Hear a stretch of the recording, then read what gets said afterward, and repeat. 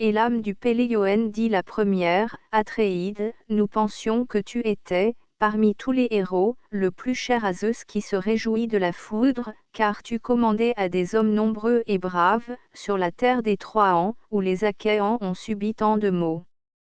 Mais la moire fatale devait te saisir le premier, elle qu'aucun homme ne peut fuir, dès qu'il est né. Plus odieux que, comblé de tant d'honneur, tu eusses subi la destinée et la mort sur la terre des Troiens. Tous les Achéens eussent élevé ta tombe, et tu eusses laissé à ton fils une grande gloire dans l'avenir, mais voici qu'une mort misérable t'était réservée. Et l'âme de l'Atréide lui répondit, heureux fils de Péleu, Achilleux semblable aux dieux, tu es mort devant Troie, loin d'Argos, et les plus braves d'entre les fils des Troiens et des Achéens se sont entretués en combattant pour toi. Et tu étais couché, en un tourbillon de poussière, grand, sur un grand espace, au milieu des chevaux. Et nous combattîmes tout le jour, et nous n'eussions point cessé de combattre si Zeus ne nous eût apaisés par une tempête. Après t'avoir emporté de la mêlée vers les nefs, nous te déposâmes sur un lit, ayant lavé ton beau corps avec de l'eau chaude et l'ayant parfumé d'huile. Et, autour de toi, les Danéens répandaient des larmes amères et coupaient leurs cheveux. Alors, ta mère sortit des eaux avec les immortelles marines, pour apprendre la nouvelle, car notre voix était allée jusqu'au fond de la mer. Et une grande terreur saisit tous les Achéens, et ils se fussent tout rués dans les nefs creuses, si un homme plein d'une sagesse ancienne, Nestoër, ne les eût retenus. Et il vit ce qu'il y avait de mieux à faire, et, dans sa sagesse, il les harangua et leur dit, arrêtez, Argiens. Ne fuyez pas, fils des Achéens. Une mère sort des eaux avec les immortelles marines, afin de voir son fils qui est mort. Il parla ainsi, et les magnanimes Achéens cessèrent de craindre. Et les filles du vieillard de la mer pleuraient autour de toi en gémissant lamentablement, et elles te couvrirent de vêtements immortels. Les 9 muses, alternant leurs belles voix, se lamentaient, et aucun des Argiens ne resta sans pleurer, tant la muse harmonieuse remuait leur âme. Et nous avons pleuré 17 jours et 17 nuits, dieux immortels et hommes mortels, et, le 18e jour, nous t'avons livré au feu, et nous avons égorgé autour de toi un grand nombre de brebis grasses et de bœufs noirs. Et tu as été brûlé dans des vêtements divins, ayant été parfumé d'huile épaisse et de miel doux, et les héros Achéens se sont rués en foule autour de ton bûcher, piétons et cavaliers, avec un grand tumulte. Et, après que la flamme de Héphaïstos t'eut consumé, nous rassemblâmes tes os blancs, ô Achilleux, les lavant dans le vin pur et l'huile, et ta mère donna une urne d'or qu'elle dit être un présent de Dionysos et l'œuvre de l'illustre Héphaïstos. C'est dans cette urne que gisent tes os blancs, ô Achilleux, mêlés à ceux du Ménoïtiade Patroclo, et auprès d'Antiloco que tu honorais le plus entre tous tes compagnons depuis la mort de Patroclo.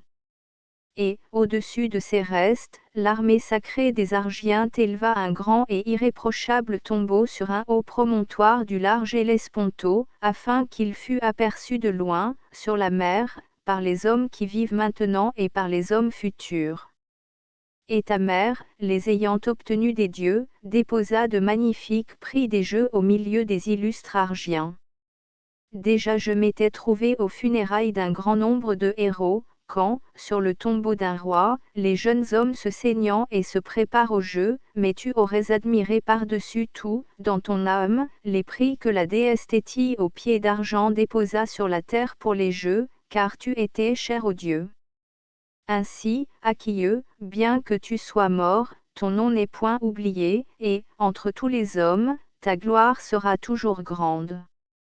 Mais moi, qu'ai-je gagné à échapper à la guerre? À mon retour, Zeus me gardait une mort lamentable par les mains d'Égytos et de ma femme perfide. Et tandis qu'ils se parlaient ainsi, le messager tueur d'Argos s'approcha d'eux, conduisant les âmes des prétendants domptés par Odysseus. Et tous, dès qu'ils les virent, allèrent, étonnés, au-devant d'eux. Et l'âme de l'Atréide Agamemnon reconnut l'illustre Amphimédoène, fils de Mélanteux, car il avait été son hôte dans Ithaque. Et l'âme de l'Atréide lui dit la première, Amphimédoène, quel malheur avez-vous subi pour venir dans la terre noire, tous illustres et du même âge? On ne choisirait pas autrement les premiers d'une ville. Poséidon vous a-t-il dompté sur vos nefs, en soulevant les vents furieux et les grands flots, ou des ennemis vous ont-ils tué sur la terre tandis que vous enleviez leurs bœufs et leurs beaux troupeaux de brebis? Ou êtes-vous morts en combattant pour votre ville et pour vos femmes? Réponds-moi, car j'ai été ton hôte. Ne te souviens-tu pas que je vins dans tes demeures, avec le divin Ménélao, afin d'exciter Odysseus à nous suivre à Ilio sur les nefs aux solides bancs de rameurs? Tout un mois nous traversâmes la vaste mer, et nous pûmes à peine persuader le dévastateur de ville Odysseus. Et l'âme d'Amphimédoène lui répondit, Illustre roi des hommes, Atréide Agamemnon, je me souviens de toutes ces choses, et je te dirai avec vérité la fin malheureuse de notre vie. Nous étions les prétendants de la femme d'Odysseus absents depuis longtemps.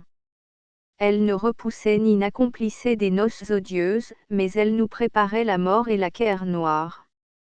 Et elle médita une autre ruse dans son esprit, et elle se mit à tisser dans sa demeure une grande toile, large et fine, et elle nous dit aussitôt, Jeune homme, mes prétendants, puisque le divin Odysseus est mort, cessez de hâter mes noces jusqu'à ce que j'aie achevé, pour que mes fils ne restent pas inutiles, ce linceul du héros Laërtès, quand la moire mauvaise, de la mort inexorable l'aura saisi, afin qu'aucune des femmes achéennes ne puisse me reprocher, devant tout le peuple, qu'un homme qui a possédé tant de biens ait été enseveli sans linceul. Elle parla ainsi, et notre cœur généreux fut persuadé aussitôt. Et, alors, pendant le jour, elle tissait la grande toile, et, pendant la nuit, ayant allumé les torches, elle la défaisait. Ainsi, 3 ans, elle cacha sa ruse et trompa les Achéens, mais, quand vint la 4e année, et quand les mois et les jours furent écoulés, une de ces femmes, sachant bien sa ruse, nous la dit. Et nous la trouvâmes, défaisant sa belle toile, mais, contre sa volonté, elle fut contrainte de l'achever. Et elle acheva donc cette grande toile semblable en éclat à Hélio et à Séléénée. Mais voici qu'un d'un ennemi ramena de quelque part Odysseus, à l'extrémité de ses champs, là où habitait son porchère. Là aussi vint le cher fils du divin Odysseus, de retour sur sa nef noire de la sablonneuse Pylo. Et ils méditèrent la mort des prétendants, et ils vinrent à l'illustre ville, et Odysseus vint le dernier, car Télémaco le précédait. Le porchère conduisait Odysseus couvert de haillons, semblable à un vieux mendiant et courbé sur un bâton. Il arriva soudainement, et aucun de nous, et même des plus âgés, ne le reconnut. Et nous l'outragions de paroles injurieuses et de coups, mais il supporta longtemps, dans ses demeures, et avec patience, les injures et les coups. Et, quand l'esprit de Zeus tempétueux l'eut excité, il enleva les belles armes, à l'aide de Télémaco, et il les déposa dans la haute chambre, dont il ferma les verrous. Puis il ordonna à sa femme pleine de ruse d'apporter au prétendant l'arc et le fer brillant pour l'épreuve qui devait nous faire périr misérablement et qui devait être l'origine du meurtre. Et aucun de nous ne put tendre le nerf de l'arc solide, car nous étions beaucoup trop faibles. Mais quand le grand arc arriva aux mains d'Odyssée, alors nous fîmes entendre des menaces pour qu'on ne le lui donnât pas, bien qu'il le demandât vivement. Le seul Télémaco le voulut en l'excitant, et le patient et divin Odysseus, ayant saisi l'arc, le tendit facilement et envoya une flèche à travers le fer. Puis, debout sur le seuil, il répandit à ses pieds les flèches rapides et il perça le roi Antinos. Alors, regardant de tous côtés, il lança ses traits mortels aux autres prétendants qui tombaient tous amoncelés et nous reconnûmes qu'un d'entre les dieux l'aidait. Et aussitôt son fils et ses 2 serviteurs, s'appuyant sur sa force, tuaient çà et là, et d'affreux gémissements s'élevaient, et la terre ruisselait de sang. C'est ainsi que nous avons péri, ô Agamemnon. Nos cadavres négligés gisent encore dans les demeures d'Odyssée, et nos amis ne le savent point dans nos maisons, eux qui, ayant lavé le sang noir de nos blessures, nous enseveliraient en gémissant, car tel est l'honneur des morts. Et l'âme de l'Atréide lui répondit, heureux fils de Laërtès, prudent Odysseus, certes, tu possèdes une femme d'une grande vertu, et l'esprit est sage de l'irréprochable Pénélopéia, fille d'Icario, qui n'a point oublié le héros Odysseus qui l'avait épousée vierge. C'est pourquoi la gloire de sa vertu ne périra pas, et les immortels inspireront aux hommes terrestres des chants gracieux en l'honneur de la sage Pénélopéia. Mais la fille de Tindaro n'a point agi ainsi, ayant tué le mari qui l'avait épousée vierge. Aussi un chant odieux la rappellera parmi les hommes et elle répandra sa renommée honteuse sur toutes les femmes, même sur celles qui seront vertueuses. Tandis qu'ils se parlaient ainsi, debout dans les demeures d'Édée, sous les ténèbres de la terre, Odysseus et ses compagnons, étant sortis de la ville, parvinrent promptement au beau verger de Laërtès, et que lui-même avait acheté autrefois, après avoir beaucoup souffert. Là était sa demeure entourée de sièges sur lesquels s'asseyaient, mangeaient et dormaient les serviteurs qui travaillaient pour lui. Là était aussi une vieille femme Sicelle qui, dans les champs, loin de la ville, prenait soin du vieillard. Alors Odysseus dit aux deux pasteurs et à son fils, entrez maintenant dans la maison bien bâtie et tuez, pour le repas, un porc, le meilleur de tous. Moi, j'éprouverai mon père, afin de voir s'il me reconnaîtra dès qu'il m'aura vu, ou s'il me méconnaîtra quand j'aurai marché longtemps près de lui. Ayant ainsi parlé, il remit ses armes guerrières aux serviteurs, qui entrèrent promptement dans la maison. Et, descendant le grand verger, il ne trouva ni Dolios, ni aucun de ses fils, ni aucun des serviteurs.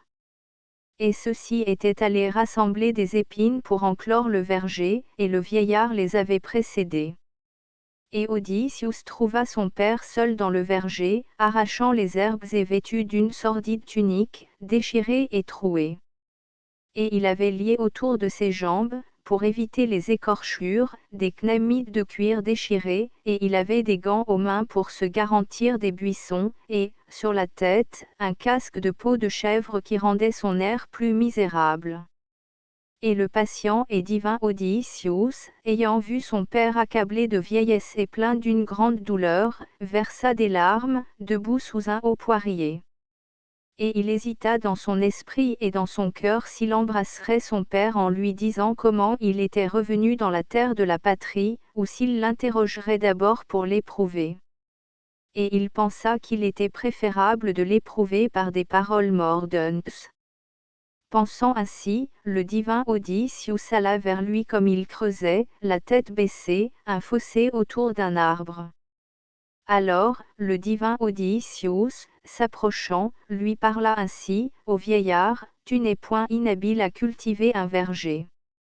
Tout est ici bien soigné, l'olivier, la vigne, le figuier, le poirier. Aucune portion de terre n'est négligée dans ce verger. Mais je te le dirai, et n'en sois point irrité dans ton âme, tu ne prends point les mêmes soins de toi. Tu subis à la fois la triste vieillesse et les vêtements sales et honteux qui te couvrent. Ton maître ne te néglige point ainsi sans doute à cause de ta paresse, car ton aspect n'est point servile, et par ta beauté et ta majesté tu es semblable à un roi. Tu es tel que ceux qui, après le bain et le repas, dorment sur un lit moelleux, selon la coutume des vieillards. Mais dis-moi la vérité. De qui es-tu le serviteur? De qui cultives-tu le verger? Dis-moi la vérité, afin que je la sache, suis-je parvenu à Ithaque, ainsi que me l'a dit un homme que je viens de rencontrer et qui est insensé, car il n'a su ni m'écouter, ni me répondre, quand je lui ai demandé si mon hôte est encore vivant ou s'il est mort et descendu dans les demeures d'Édée. Mais je te le dis, écoute et comprends-moi. Je donnai autrefois l'hospitalité, sur la chère terre de la patrie, à un homme qui était venu dans ma demeure, le premier, entre tous les étrangers errants. Il disait qu'il était né à Ithaquet et que son père était Laërtès Archésiade. L'ayant conduit dans ma demeure, je le reçus avec tendresse. Et il y avait beaucoup de richesses dans ma demeure, et je lui fis de riches présents hospitaliers, car je lui donnai 7 talents d'or bien travaillés, un cratère fleuri en argent massif, 12 manteaux simples, autant de tapis, 12 autres beaux manteaux et autant de tuniques, et, par surcroît, 4 femmes qu'il choisit lui-même, belles et très habiles à tous les ouvrages. Et son père lui répondit en pleurant, Étranger, certes, tu es dans la contrée sur laquelle tu m'interroges, mais des hommes iniques et injurieux l'oppriment, et les nombreux présents que tu viens de dire sont perdus. Si tu eusses rencontré ton hôte dans Ithaquet, il t'eût congédié après t'avoir donné l'hospitalité et t'avoir comblé d'autant de présents qu'il en a reçu de toi, comme c'est la coutume. Mais dis-moi la vérité, combien y a-t-il d'années que tu as reçu ton hôte malheureux? C'était mon fils, si jamais quelque chose a été. Le malheureux. Loin de ses amis et de sa terre natale, où les poissons l'ont mangé dans la mer, où, sur la terre, il a été déchiré par les bêtes féroces et par les oiseaux, et ni sa mère, ni son père, nous qui l'avons engendré, ne l'avons pleuré et enseveli. Et sa femme si richement dotée, la sage Pénélopéia n'a point pleuré, sur le lit funèbre, son mari bien-aimé, et elle ne lui a point fermé les yeux, car tel est l'honneur des morts. Mais dis-moi la vérité, afin que je la sache. Qui es-tu parmi les hommes? Où sont ta ville et tes parents? Où s'est arrêtée la nef rapide qui t'a conduit ici ainsi que tes divins compagnons? Es-tu venu, comme un marchand, sur une nef étrangère, et, t'ayant débarqué, ont-ils continué leur route?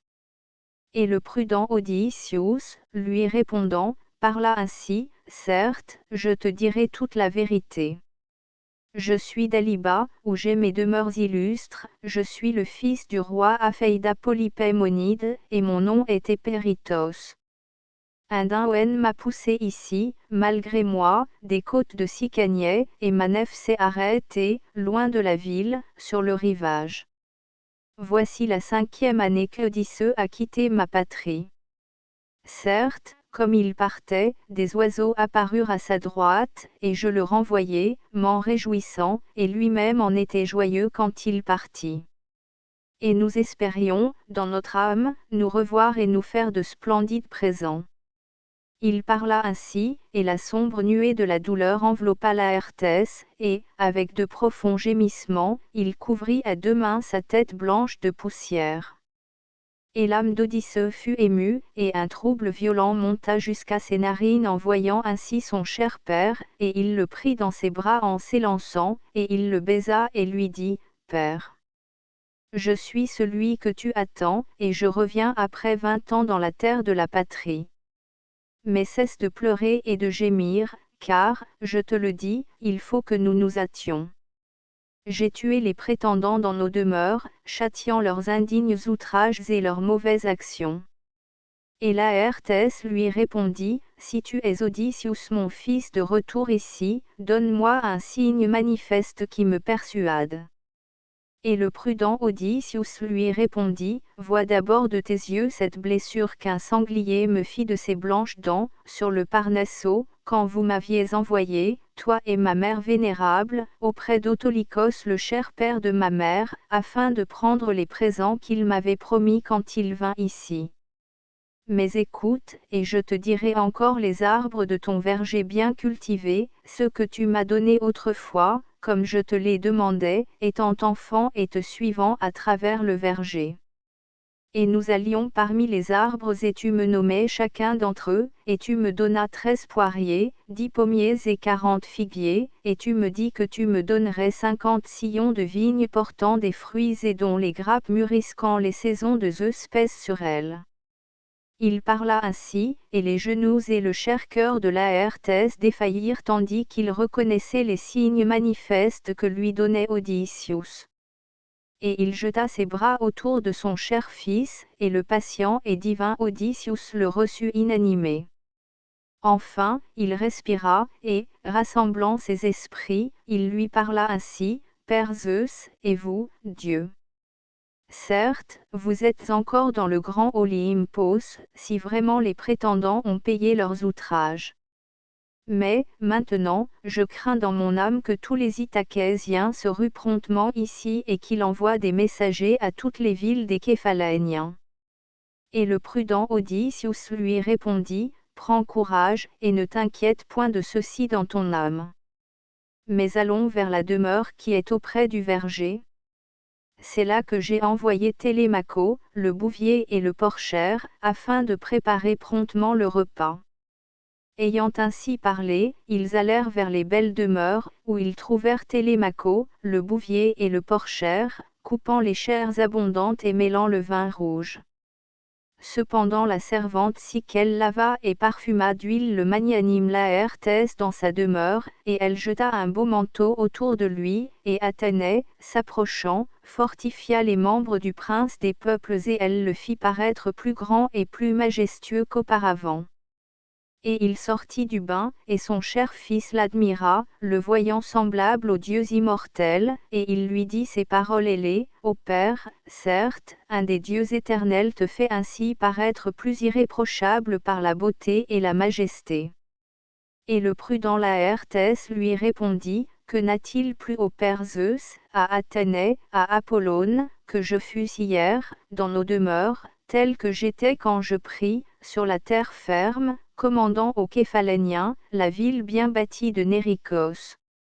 Les épaules couvertes de mes armes, j'eusse chassé les prétendants et rompu les genoux d'un grand nombre d'entre eux dans nos demeures, et tu t'en fasses réjoui dans ton âme.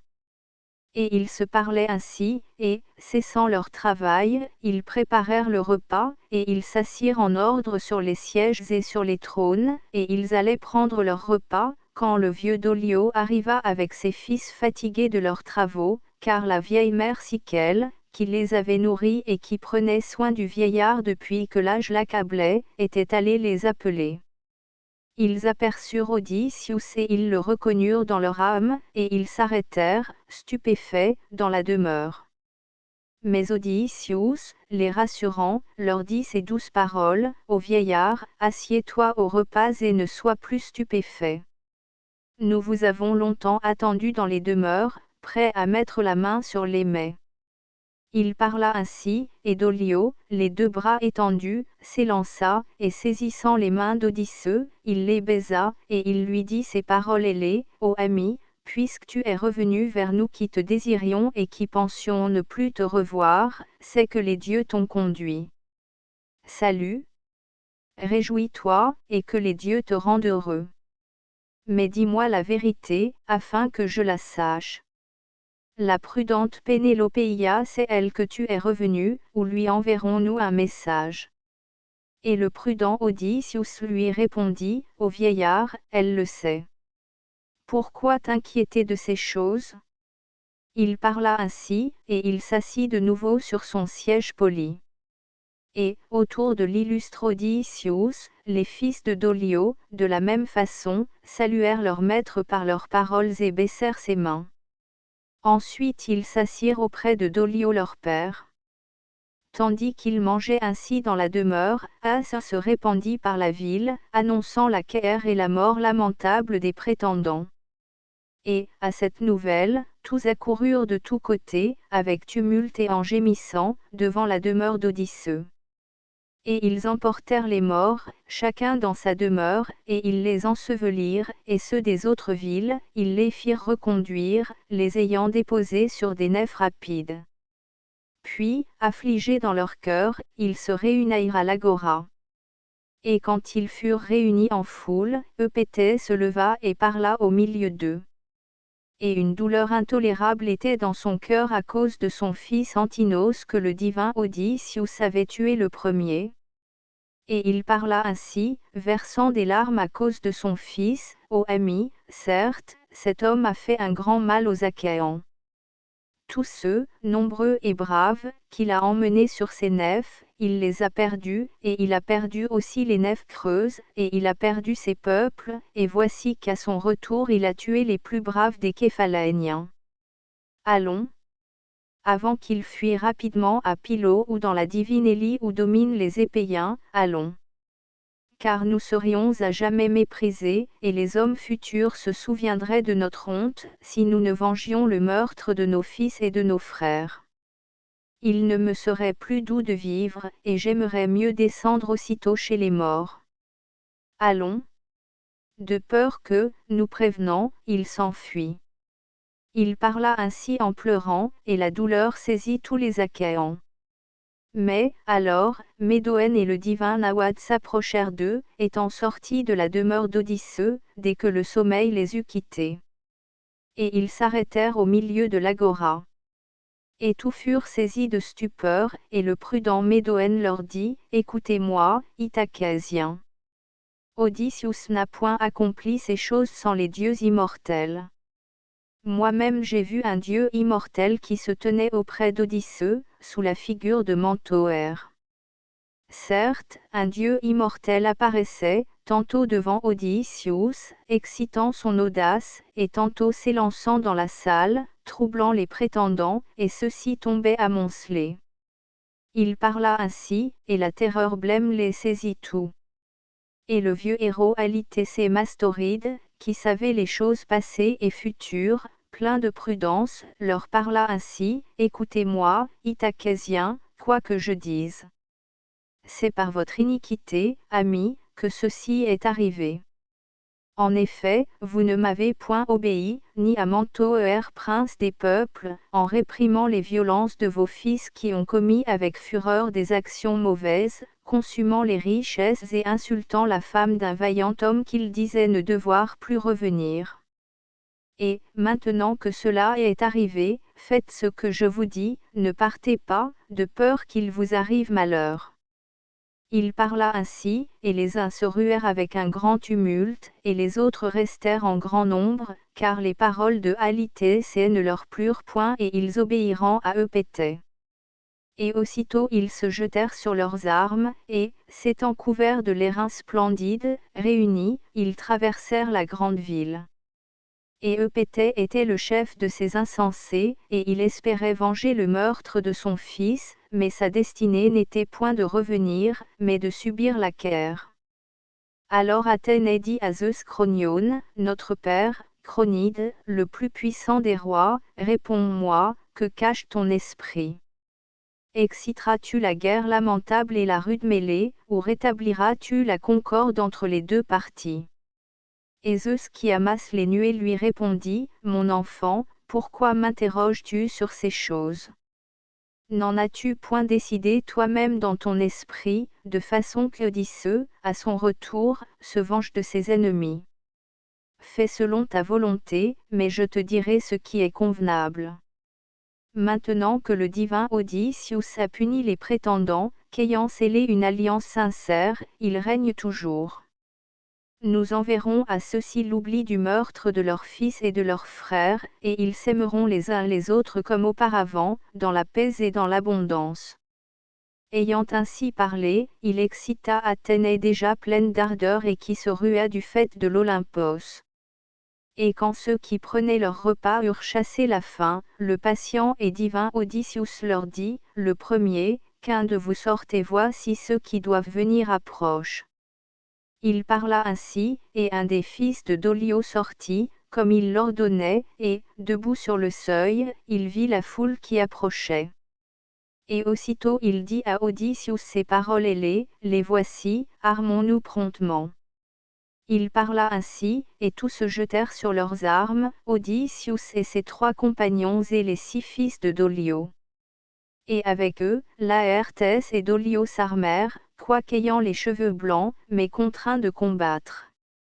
Et, s'étant couverts de l'airain splendide, ils ouvrirent les portes et sortirent, et Odysseus les conduisait.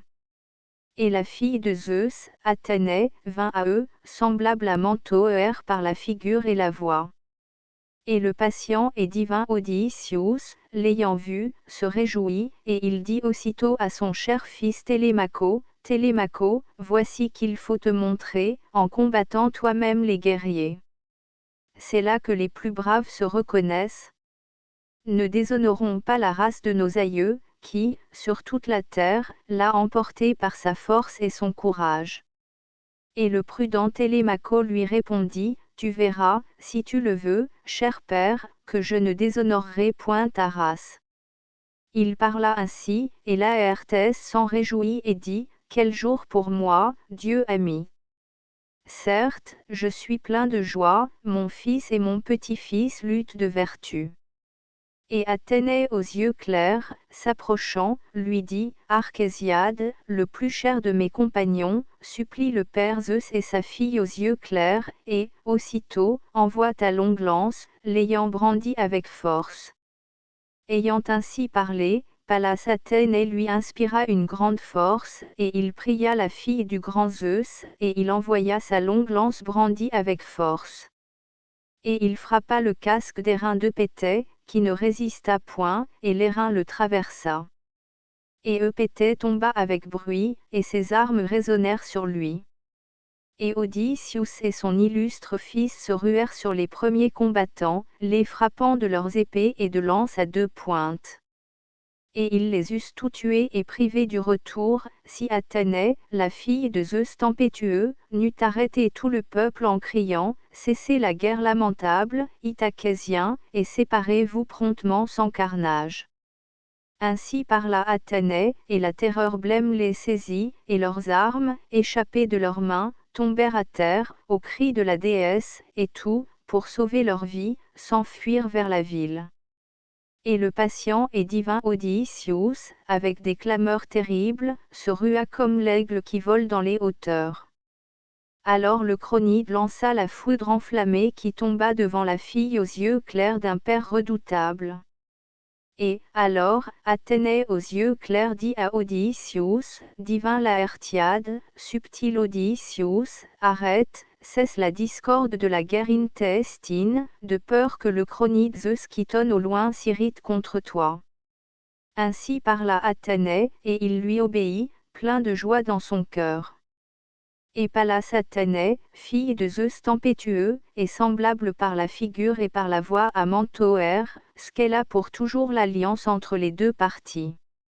Astérisque astérisque astérisque end of the project Gutenberg ebook l'Odyssée astérisque astérisque astérisque updated editions will replace the previous one the all editions will be renamed.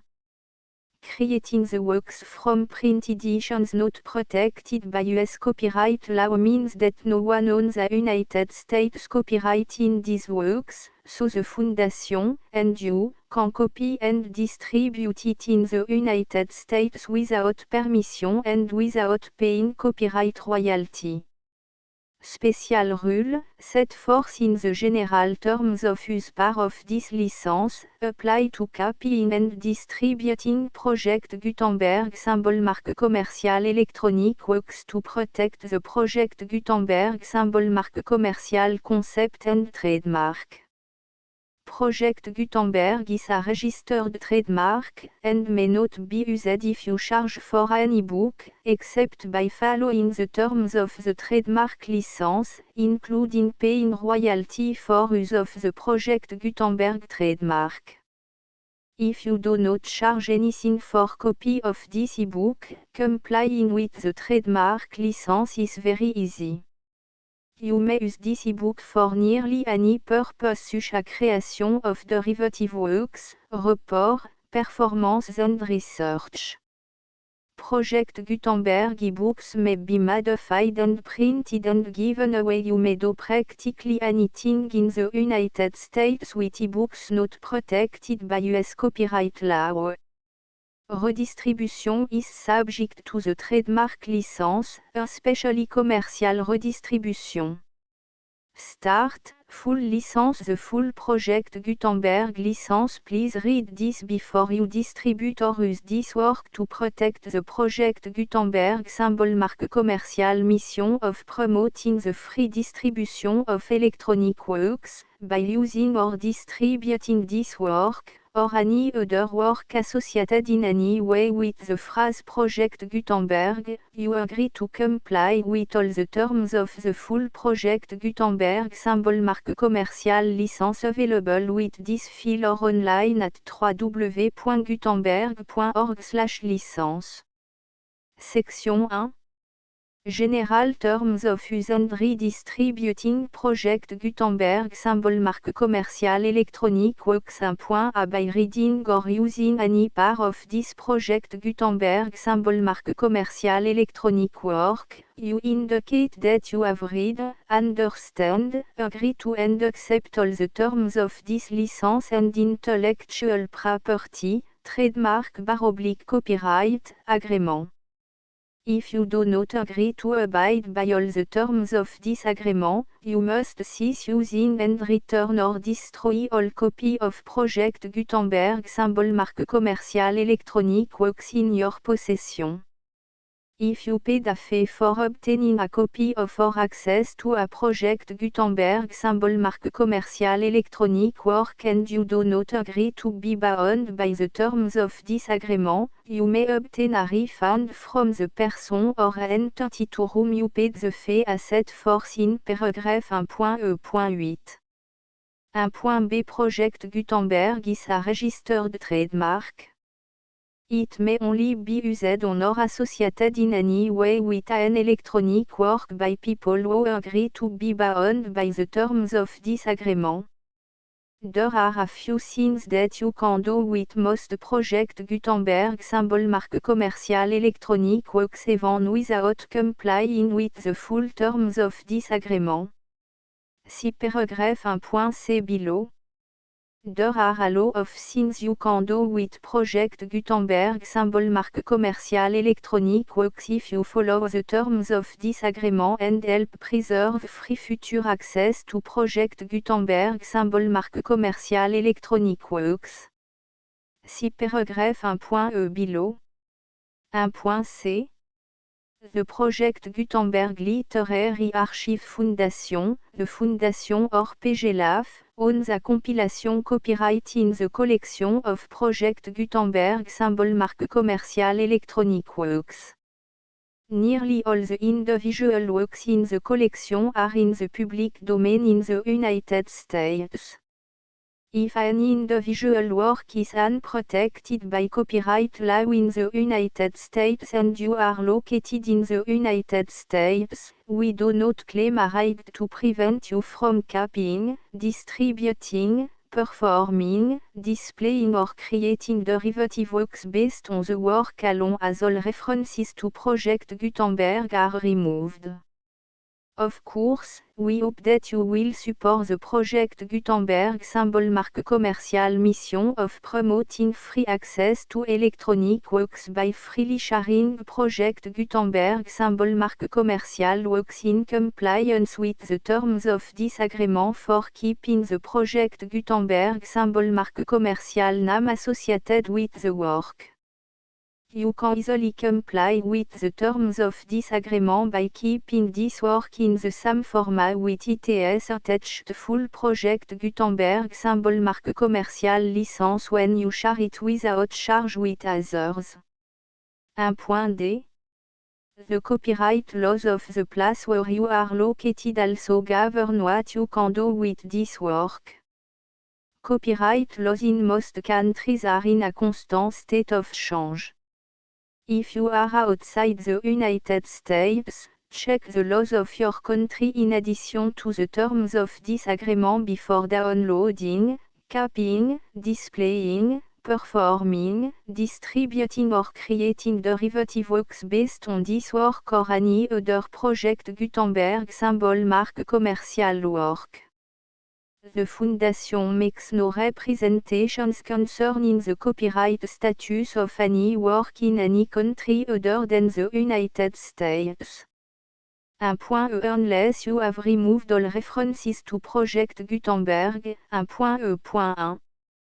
the following sentence, with active links to, or other immediate access to, the full project Gutenberg symbol marque commercial license must appear prominently whenever any copy of a project Gutenberg symbol marque commercial work, any work on which the phrase project Gutenberg appears, or with which the phrase project Gutenberg is associated, is accessed, displayed, performed, viewed, copied or distributed. This ebook is for the use of anyone anywhere in the United States and most other parts of the world at no cost and with almost no restriction whatsoever.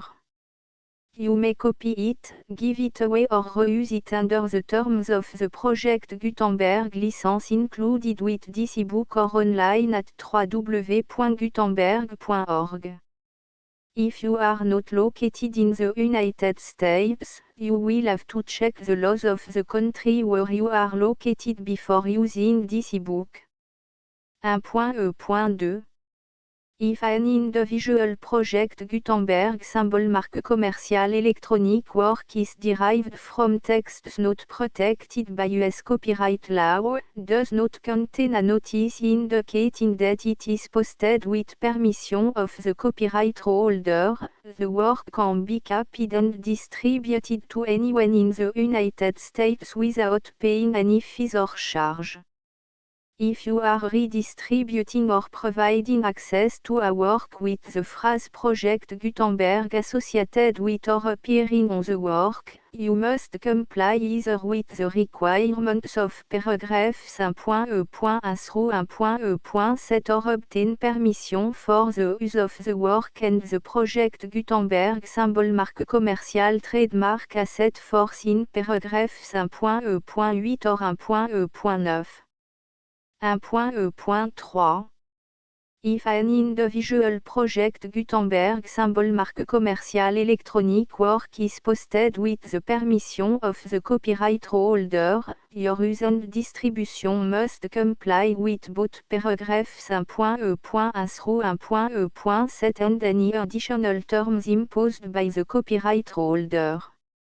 Additional terms will be linked to the Project Gutenberg symbol marque commercial license for all works posted with the permission of the copyright holder found at the beginning of this work. 1.E.4 Do not unlink or detach or remove the full Project Gutenberg symbol marque commercial license terms from this work, or any file containing a part of this work or any other work associated with Project Gutenberg symbol marque commercial.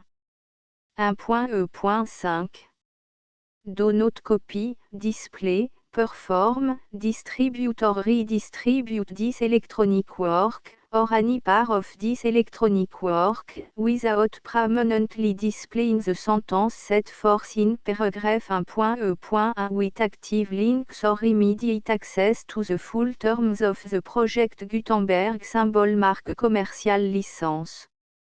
1.E.6 You may convert to and distribute this work in any binary, compressed, marked up, non-proprietary or proprietary form, including any word processing or hypertext form.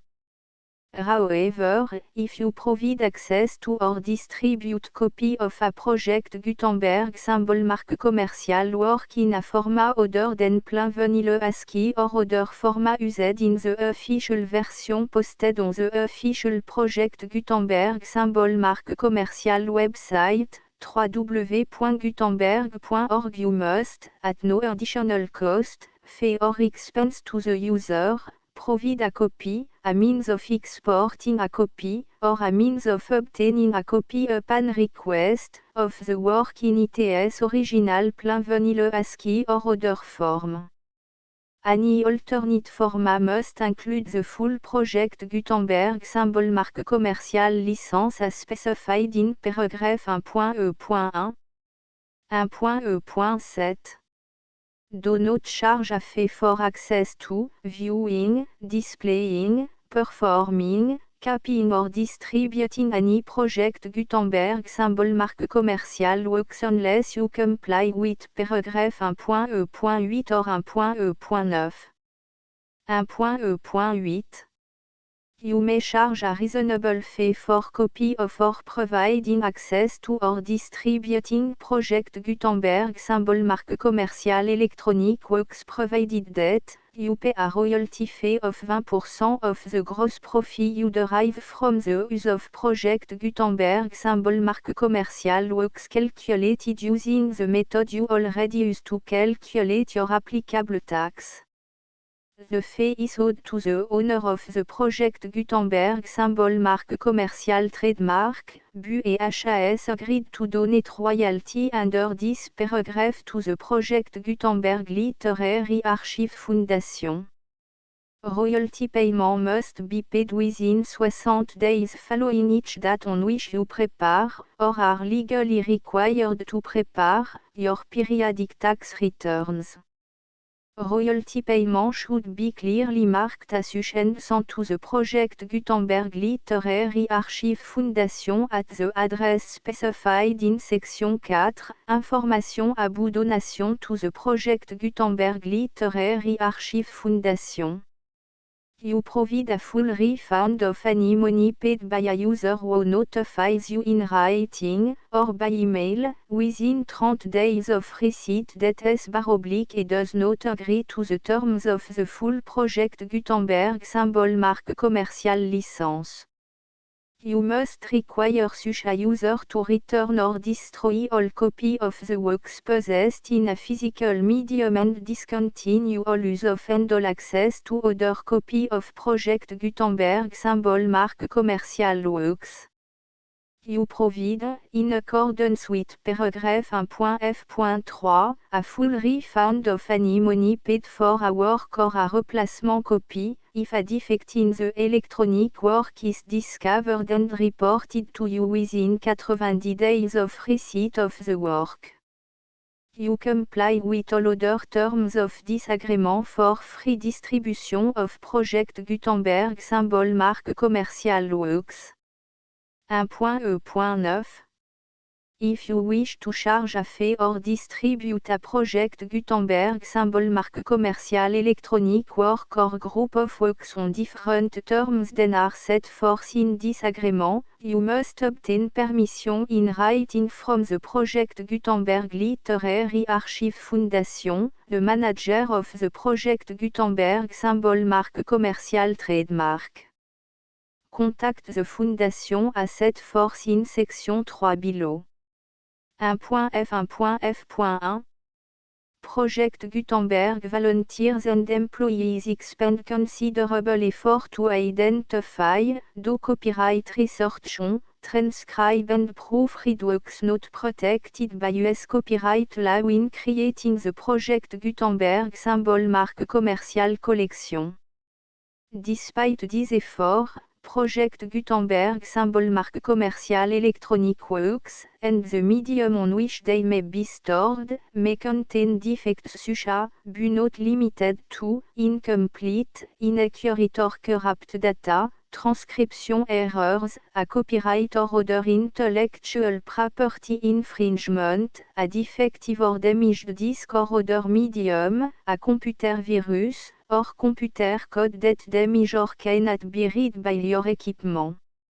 1.f.2 Limited warranty, disclaimer of damage, except for the right of replacement or refund described in paragraph 1.f.3, the project Gutenberg Literary Archive Foundation, the owner of the project Gutenberg symbol marque commerciale trademark, and any other party distributing a project Gutenberg symbol marque commerciale electronic work under this agreement, disclaim all liability to you for damages, costs and expenses, including legal fees. You agree that you have no remedy for negligence, strict liability, breach of warranty or breach of contract except those provided in paragraph 1.f.3. You agree that the Foundation, the trademark owner, and any distributor under this agreement will not be liable to you for actual, direct, indirect, consequential, punitive or incidental damages even if you give notice of the possibility of such damage. 1.f.3 Limited right of replacement or refund, if you discover a defect in this electronic work within 90 days of receiving it, you can receive a refund of the money, if any, you paid for it by sending a return explanation to the person you received the work from. If you received the work on a physical medium, you must return the medium with your return explanation. The person or entity that provided you with the defective work may elect to provide a replacement copy in lieu of a refund. If you received the work electronically, the person or entity providing it to you may choose to give you a second opportunity to receive the work electronically in lieu of a refund. If the second copy is also defective, you may demand a refund in writing without further opportunities to fix the problem. 1.f.4 Except for the limited right of replacement or refund set forth in paragraph 1.f.3, this work is provided to you as, with no other warranties of any kind, express or imply, including but not limited to warranties of merchantability or fitness for any purpose. 1.f.5 Some states do not allow disclaimers of certain implied warranties or the exclusion or limitation of certain type of damages. If any disclaimer or limitation set forth in this agreement violates the law of the state applicable to this agreement, the agreement shall be interpreted to make the maximum disclaimer or limitation permitted by the applicable state law. The invalidity or unenforceability of any provision of this agreement shall not void the remaining provision. 1.f.6 Indemnity, you agree to indemnify and hold the foundation, the trademark owner, any agent or employee of the foundation, anyone providing copy of Project Gutenberg symbol marque commercial electronic works in accordance with this agreement, and any volunteers associated with the production, promotion and distribution of Project Gutenberg symbol marque commercial electronic works, harmless from all liability, costs and expenses, including legal fees, that arise directly or indirectly from any of the following which you do or cause to occur. A. Distribution of this or any Project Gutenberg symbol marque commercial work. B. Alteration, modification, or addition or deletions to any Project Gutenberg symbol marque commercial work. And C. Any defective cause. Section 2. Information about the mission of Project Gutenberg symbol marque commercial. Project Gutenberg symbol marque commercial is synonymous with the free distribution of electronic works in format readable by the widest variety of computer including obsolete, old, middle-aged and new computer. It exists because of the effort of hundreds of volunteers and donations from people in all walks of life. Volunteers and financial support to provide volunteers with the assistance they need are critical to reaching Project Gutenberg symbol marque commercial's goals and ensuring that the Project Gutenberg symbol marque commercial collection will remain freely available for generations to come. In 2001, the Project Gutenberg Literary Archive Foundation was created to provide a secure and permanent future for Project Gutenberg symbol marque commercial and future generations. To learn more about the Project Gutenberg Literary Archive Foundation and how your efforts and donations can help, see section 3 and 4 and the Foundation information page at www.gutenberg.org. Section 3. Information about the Project Gutenberg Literary Archive Foundation. The Project Gutenberg Literary Archive Foundation is a non-profit 501 c3 educational corporation organized under the laws of the state of Mississippi and granted tax-exempt status by the Internal Revenue Service. The Foundation SEIN or Federal Tax Identification Number is 64 à 6 221 541. Contribution to the Project Gutenberg Literary Archive Foundation are tax deductible to the full extent permitted by U.S. federal laws and your state's laws. The Foundation's business office is located at 809 North 1500 West, Salt Lake City, U84 116, 801, 596 à 1887. Email contact links and up-to-date contact information can be found at the Foundation's website and official page at www.gutenberg.org/contact. Section 4. Information about donation to the Project Gutenberg Literary Archive Foundation. Project Gutenberg symbol marque commercial depends upon and cannot survive without widespread public support and donation to carry out its mission of increasing the number of public domain and licensed works that can be freely distributed in machine-readable form accessible by the widest array of equipment including outdated equipment.